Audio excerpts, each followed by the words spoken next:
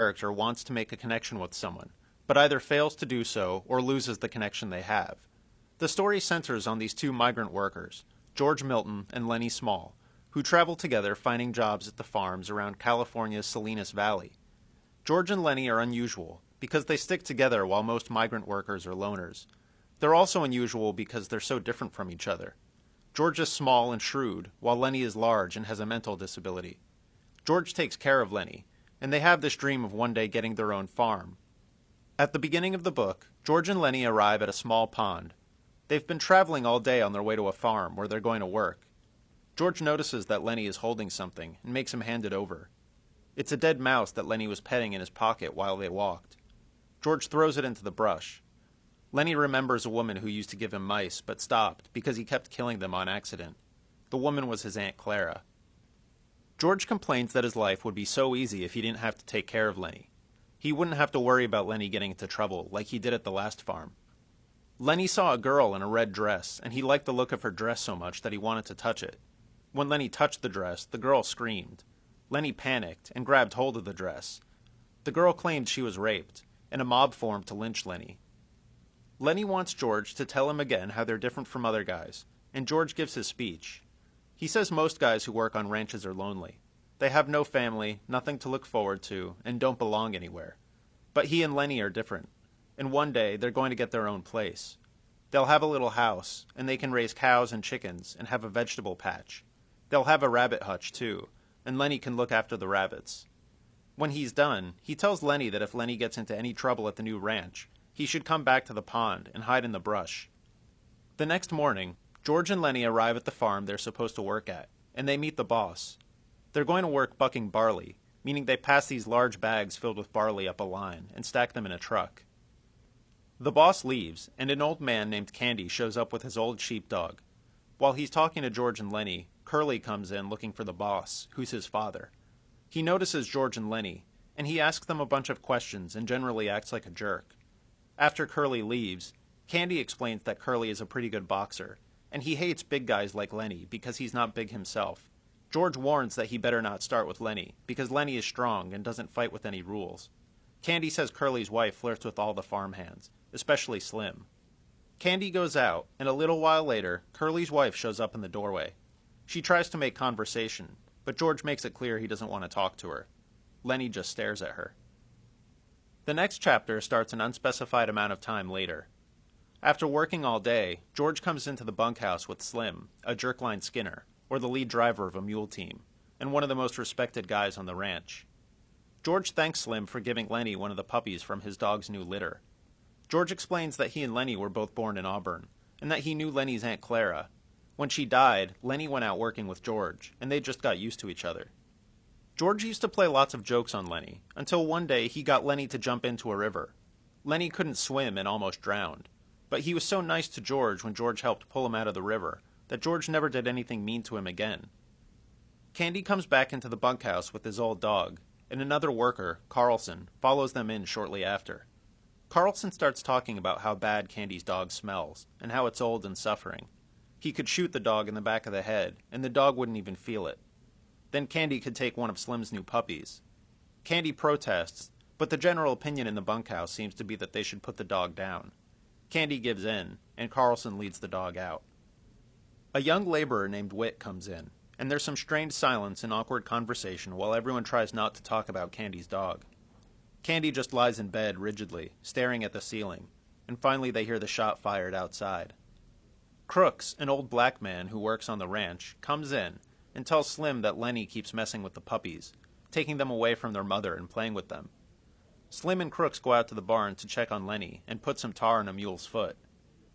Carlson comes back in, and Lennie comes in too.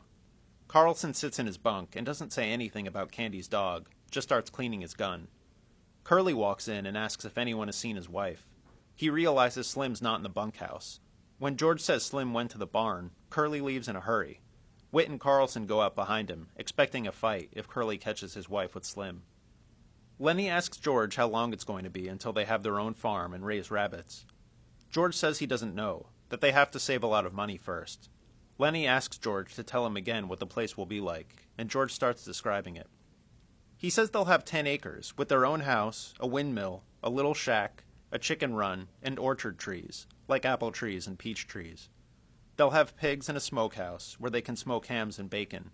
It'll be their place, where they belong, and they won't have to travel around anymore, or plant crops for someone else, or buck barley for 11 hours a day. Lennie says they'll also have rabbits he can take care of. Candy asks if George really knows of such a place, and how much it would cost. George is defensive, and wants to know why Candy is asking. Candy explains that he's not of much use to anyone, since he has only one hand. It's only a matter of time before they get rid of him. He has money saved up, and George can put it to the farm if he can get in on the place with George and Lennie. With Candy's money, they could actually buy the place, so they plan to save money for another month, then to collect their pay and leave. Slim, Curley, Carlson, and Whit all come in together. Curley keeps apologizing to Slim, apparently for suspecting Slim of being with his wife. Curley sees Lennie smiling, and gets angry because no big son of a bitch laughs at him. Lennie stands and backs away from Curley, but Curley starts hitting him. Curley busts Lennie's nose and cuts his face up. Lennie catches one of Curley's fists and crushes it in his hand. Curley starts writhing in pain. Finally, Lennie releases Curley, whose hand is completely broken. Lennie keeps saying he didn't want to do it. George asks Slim if they're going to get fired, but Slim tells Curley to say he got his hand caught in a machine, or he'll tell everyone what Lennie did, and everyone will laugh at Curley.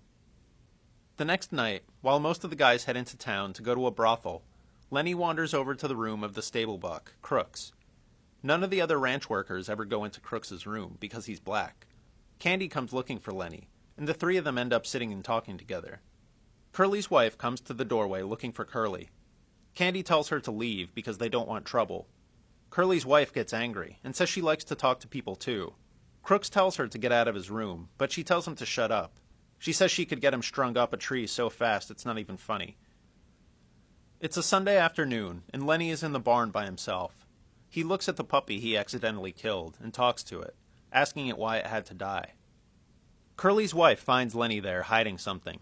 When she notices the puppy, Lennie explains he was playing with it, but when it went to bite him he smacked it, and the puppy died. She tries to console Lennie, but he still doesn't want to talk to her because George will get mad at him, and then George won't let him tend the rabbits. He likes rabbits because he likes to touch soft things. Curley's wife says she understands, that sometimes she'll just sit and stroke her hair because it's so soft, and she invites Lennie to touch her hair. Lennie strokes her hair, but he does it too hard, and she gets mad at him. She becomes angry and jerks her head away, but Lennie panics and grabs hold of her hair. He covers her mouth to keep her from screaming, and she starts to struggle violently. He shakes her, accidentally breaking her neck. She lies still, and eventually Lennie realizes what he's done. He remembers what George told him, that if anything goes wrong, he should go hide in the brush by the pond. Candy is the first to find Curley's wife. He calls in George, and they both know that Lennie did it, and that Curley's going to want to have Lennie lynched.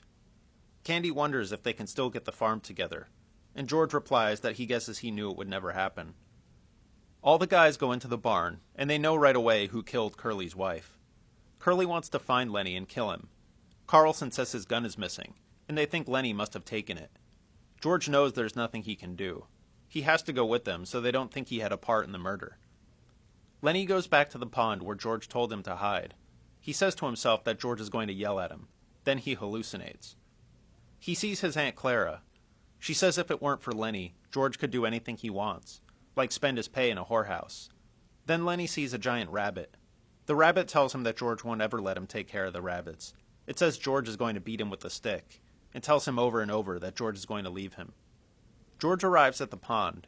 Lennie asks George to tell him why they're not like other guys, and George says most guys don't have any family, or anyone who cares about them, but he and Lennie have each other. Lennie wants to hear about the farm they're going to have.